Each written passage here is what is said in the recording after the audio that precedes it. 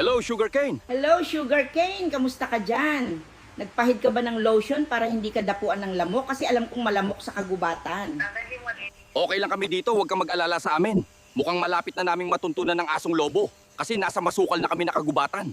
Puro prutas muna kainin mo ha, yung mga matataas na bitamina katulad ng mansanas, ubas, saging at orange. Tamang-tama yung sinabi mo, meron ako ditong saging, mansanas, orange at ubas. Kaya medyo maganda pakiramdam ng katawan ko. Oo, yung gamot mo, ininom mo na ba? Yung gamot mo sa high blood, gamot mo sa diabetes, gamot mo sa rayuma. Huwag mong kalimutan i-take yun ha. Oo, lahat ng gamot nakahanda na para inumin ko. Sige na, mag-iingat kayo dyan, iuwi mo yung 50 million ha, para marami akong mabiling prutas. Sige na, babagtasin pa namin ng gubat para hanapin ang asong lobo. Kung alam lang ng sugarcane ko na maraming daga, bulate at ipis dito, naku po, sigurado ako susunduin ako noon.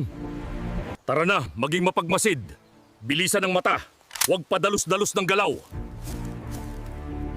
Nakakaamoy ako ng mapanghe, mabaho at masamang ugali ng mga tao dito. Malapit sila sa atin, hanapin natin sila. Baka banta rin sila sa aking anak. Ngayon lang ako nakaamoy ng ganitong klasing tao.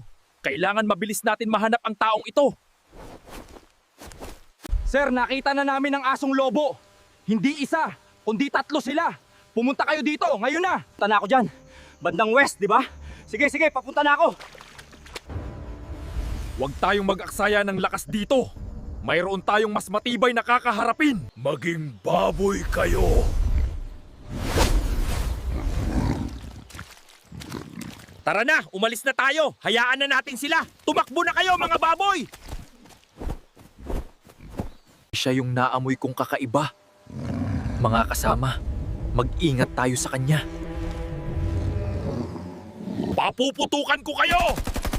Masyadong masama itong taong ito. Hindi ko alam kung tatalaba ang parusa ko. Mapanganib siya. Maging baboy ka. Sabi ko sa inyo ibang ugali nitong taong to, masyadong mabagsik. Hayaan nyo, pagtulungan natin siya, kakayanin natin siya. Tara! Nandyan naman ang bathala. Gagabayan tayo kung kinakailangan. Lalabas yan kung kinakailangan. Masyado itong malakas para sa ating 3.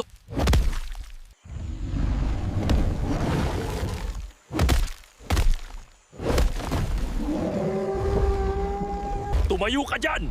Ngayon, maging baboy ka!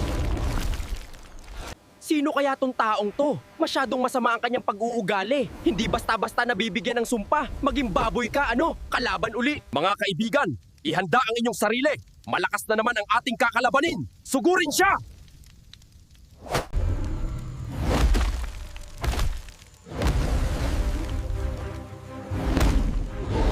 Maraming salamat sa tulong mga batala. Hinang-hina na talaga kaming 3. Butit dumadating kayo kapag tinatawag namin kayo.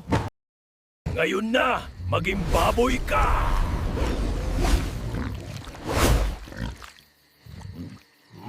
Umalis ka na! Huwag ka nang babalik!